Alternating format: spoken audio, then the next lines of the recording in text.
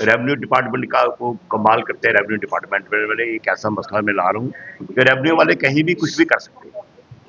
ये जो मेरे साथ बेचारे लोग बैठे हैं दाएं बाएं, इनमें कोई 25 फैमिली एक है, 37 फैमिली एक है, कोई 15-20 फैमिली एक है।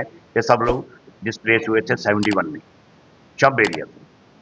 तो इनको जाके बाद में 73 में आके इनको बसाया गया इधर बड़ के अंदर। वहाँ रेवेन्यू विलेज पड़ते हैं बेली अजमत और उसके साथ ललियाल गाँव।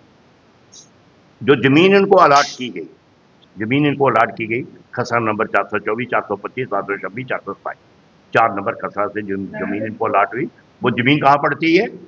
बॉर्डर के अक्रॉस बॉर्डर, यानी आईबी की इंटरनेशनल बॉर्डर के पार। किसी को कोई पता नहीं है।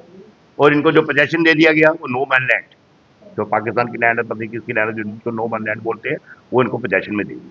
ये बेचारे उसके अंदर तब से लेके हाल तक हल चला रहे हैं। उसके बाद 92 के बाद इनके इंतकाल भी चढ़ गए, सब कुछ हो गया।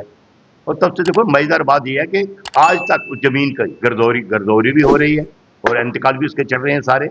और कुछ फैमिली ऐसी हैं जिनको पहले जमीन अलाट की कोई कटोच फैमिली को 73 में, और वही सेम जमीन रिलीफ एंड रिहेबिलिटेशन डिपार्टमेंट ने 76 में बाकी फैमिली को अलाट कर दी।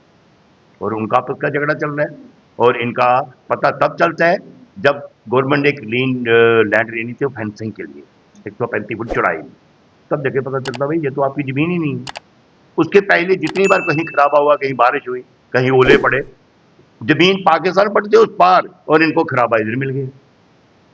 कितनी मजे की बात है। रेवेन्यू डिपार्टमेंट का कमाल देखो, खराबा इनको इधर दे रहे हैं और जमीन कहाँ पड़ती है? पार।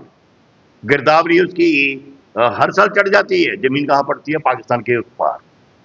लेकिन अब जाके जब पता चलता है तो जमीन इनकी तो है ही नहीं। फिर जाके मुझे 2.5 साल लगे ये पेपर पूरे तैयार करवाने में इन लोग के लिए। तो 5वें महीने 2025 से फाइल पड़ी हुई है, पूरी सारी तैयारी करके पूरी रेवेन्यू सेक्रेटरी के पास, और जो सेटलमेंट वाला जो सेटलमेंट कमीशन रहता है, जो सेटलमेंट रिकॉर्ड करते हैं, उनके टेबल पे पड़ी। लेकिन आज तक कोई इसका वो नहीं। और मेरा आपके माध्यम से यही कहना है उमर साहब से, भाई आप रोज लड़ाई, रोज पेपर टीवी पे आते हो, भाई मुझे काम नहीं करने दे रहे, एलजी साहब काम नहीं करने दे। किसने रोका काम नहीं करने दे? पूरी तैयारी करके आपके टेबल पे ऊपर रखी हुई है, तो आप काम करो। लेकिन कोई छोटा सा काम है, खाली एक ऑर्डर करना है, लेकिन नहीं कर रहे हैं।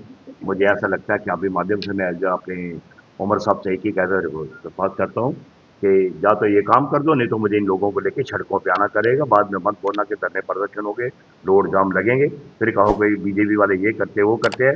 लेकिन बीजेपी वाले ने पूरी तैयारी करके आपको टेबल के ऊपर रखी हुई है, इसलिए ये काम आपको